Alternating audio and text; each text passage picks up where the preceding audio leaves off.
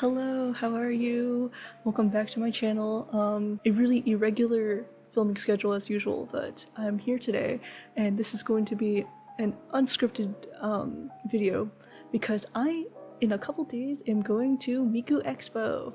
Let me turn off this light stick. I will get into this later, but as an introduction, hello, my name is Vanavox, and I've been a Vocaloid fan for like 10 years, and one of my biggest dreams when I was a kid was to go to a Miku concert, and very specifically Magical Mirai, because it was my dream. Like, me and my twin sister, we would pull up Magical Mirai like recordings on the TV, and then we would use our our iPads, because we only had iPads at the time, and we would like change the color of like the screen and then use it as our light sticks. So this has been a dream for a while, and oh boy, Miku Expo this year is kind of problematic from what I've seen. So here is a unscripted video of my thoughts before the Miku concert, and then I will record a video after my Miku concert experience and try to compare contrast my concerns before and then what actually happened after. And I also have my phone on the side because I made some bullet points to touch on. Alright, so here is the first thing that happened for Miku Expo. So the tickets I purchased was VIP, and tickets were an issue. So this year, Miku Expo is like in partnership with Crunchyroll, and they had a pre-sale going on for Crunchyroll members. And you know, if you've ever had pre-sale concert tickets, they're supposed to give you a special code that only you know and only pre-sale members can know. But Miku Expo, or should I say Crunchyroll, was like, hey, I guess I'll just email all the members the same code, a very generic code that was like Crunchyroll Miku Expo or something like that. It was very generic, so that pre-sale wasn't actually a pre-sale, because basically everyone got the password, and I actually used the password too, but that's to buy VIP. That's how easy the password was spread that even I got it, and I bought VIP with it. Alright, so I purchased my tickets September 14th, 2023. So this was like right when they released like the tickets around that time, and I'm pretty sure when I got on, the only tickets available was VIP and general admission. So I really wanted, this was before, just imagine, this is before everything came out, and me and my sister, die-hard Vocaloid fans since we were kids, we wanted to splurge. So we got the VIP tickets, and those VIP tickets cost $461.80. I'm pretty sure VIP only get to like early entry, no like special merch lines. You don't get that, and you get like a VIP bag. I'm pretty sure that's all you get. They're just our entry for general admission and a VIP bag. And I saw a picture of everything in a goodie bag. It's like, okay, like kind of standard VIP stuff, but like nothing special. Pretty sure you get like a tote bag sticker, all those stuff. I'm okay with it, since it's like my first and possibly only Miku Expo experience after everything happened this year. So $230 for one ticket. That's with all the fees and everything. Okay, so, and then the next big thing was after we got our tickets, we were like, we need to get the light sticks. And this was like in September. So then like, I'm pretty sure light sticks, let's see when light sticks went on sale. Okay, so light sticks came on sale in like March, and these light sticks are very important because at the time we were under the assumption that this would be like the glass projection that they would do for all the Miku shows, right? So one of the most important thing for those shows is this light stick, because you could see it's like, it's light, but it's not like extremely bright, and this is needed because for the projections you can't have any like bright lights to reflect on the screen, so you needed to buy these specific Miku Expo light sticks to bring in, and you could not buy any like of the like alternate like Amazon versions because of the screen, right? So these light sticks were so important, and they sold out within minutes. When they dropped the link, I only got there like about an hour after, and they were all sold out. So it was a bloodbath for these light sticks. And then I was like so sad, and I was like, I guess I have to wait in this merch line, and it's not even like guaranteed to get a light stick. So I would like have like a tiny bit of delusion, and then every now and then I would just go on the website and refresh it. But then one day I refreshed it and they were for sale. So I was like, what? So I bought 2 light sticks, one for me and one for my sister. And then after that, like an hour or 2 later, Miku Expo on Twitter like just sent the link again. I was like, hey, here's a restock. So we were able to purchase this like hours before they sent an official announcement.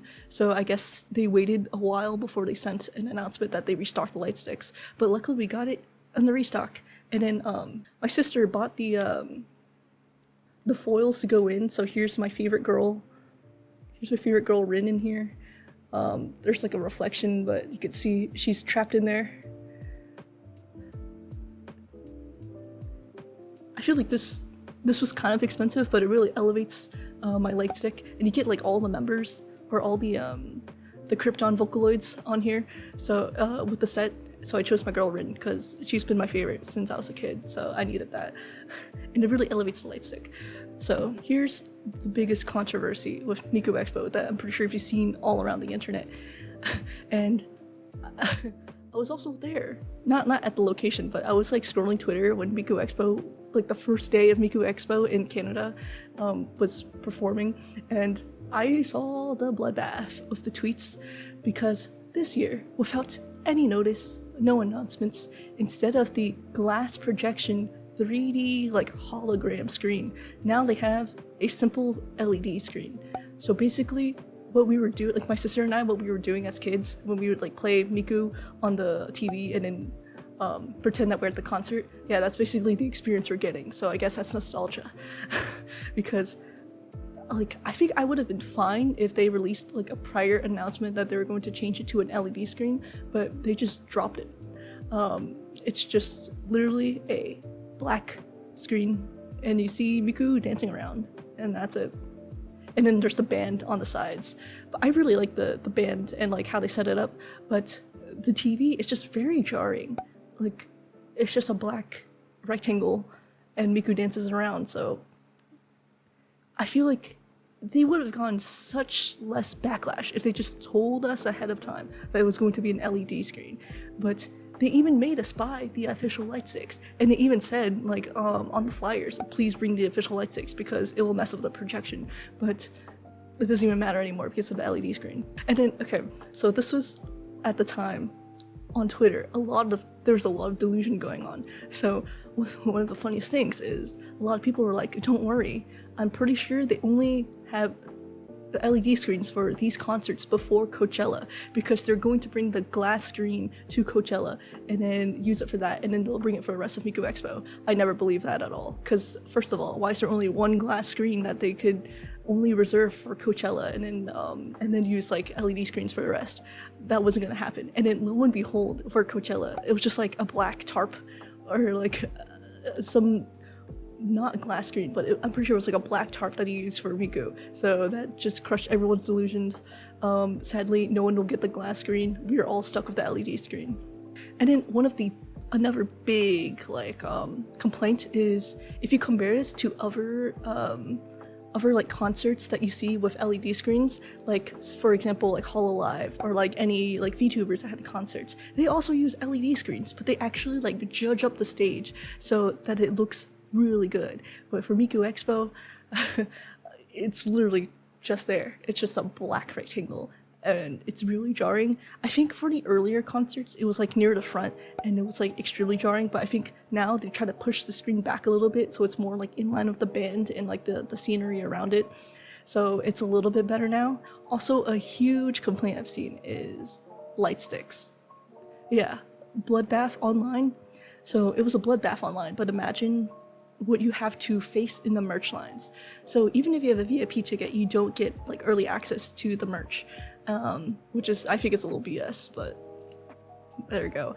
And I've heard in so many venues, they've only had like 100 or less light sticks, and it would always be the first item sold out. And you know, for Miku Expo, you really want the light stick experience because you want to wave it with the color of the Vocaloid. That's like half the experience of Miku Expo, and they just weren't well stocked in a lot of them. I've seen so many disappointed people who were not able to get a light stick, and it's so sad because this is one of like the funnest part. It's like cheering along with your favorite Vocaloid with the light stick.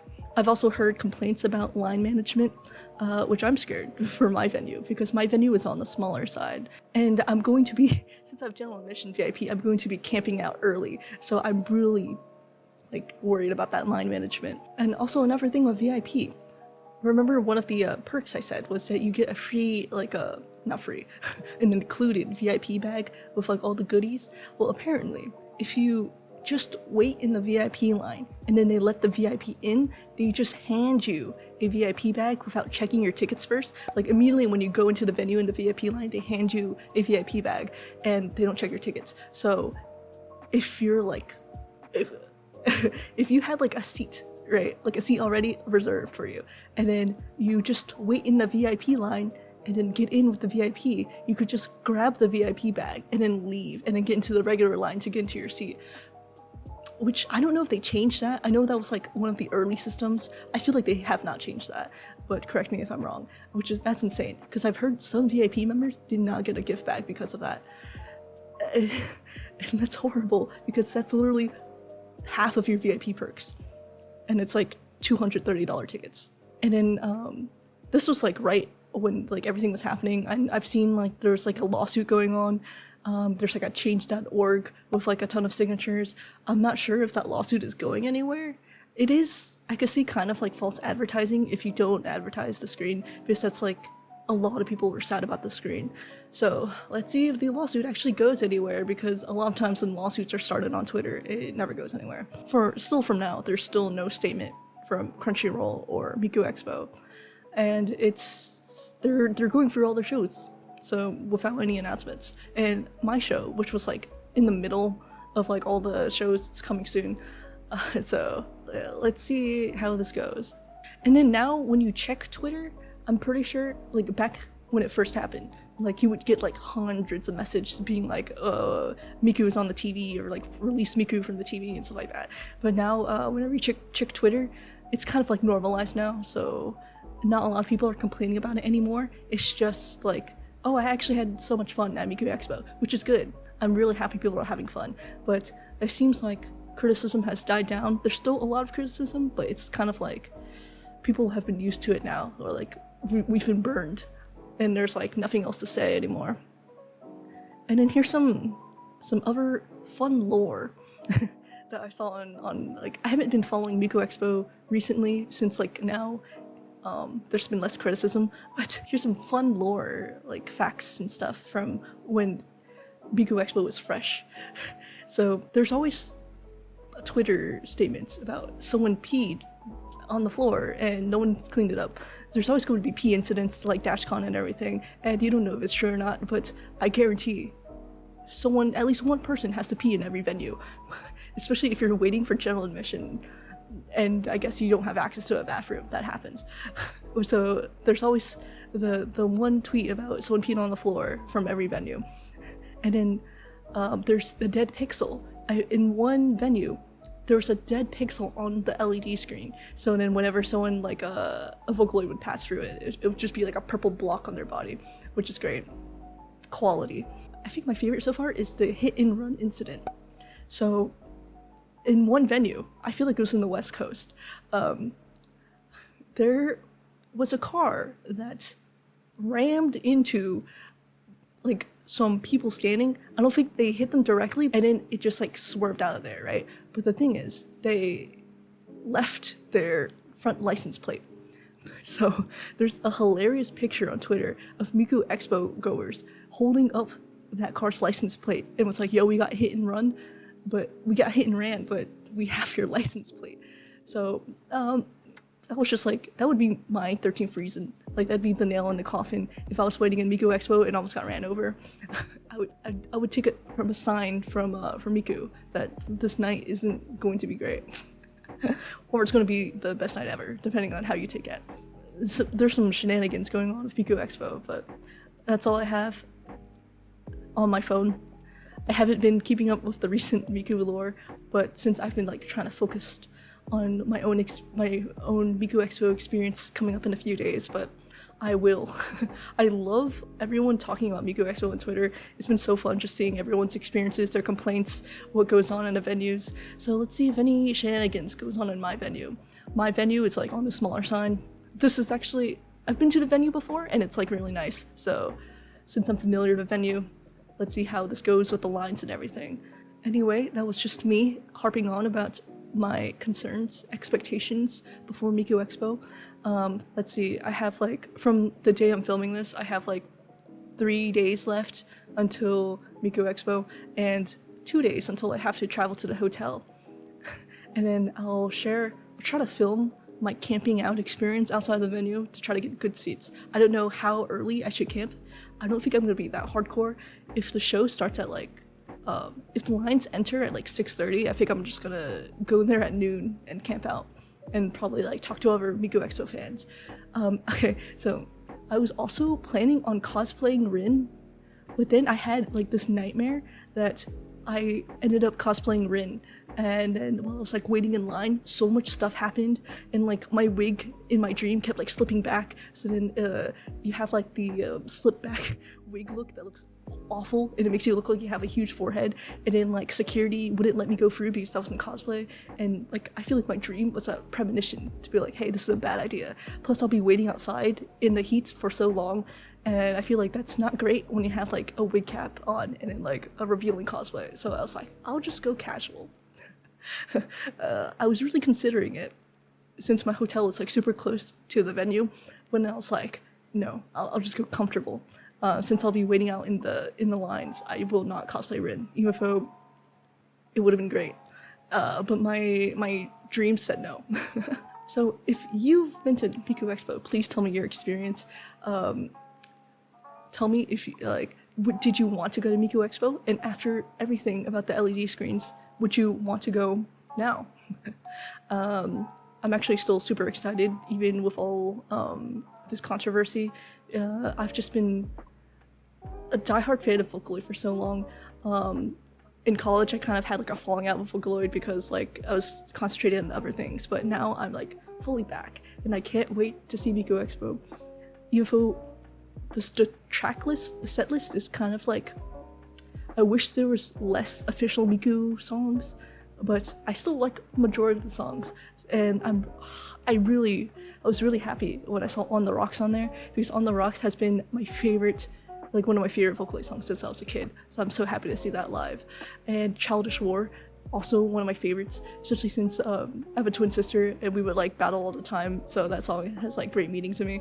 It was like one of our favorites, so I'm still super excited amongst all this news. So yeah, I'm gonna stop rattling now. So thank you so much for watching, and please tell me about any Miku experiences that you had.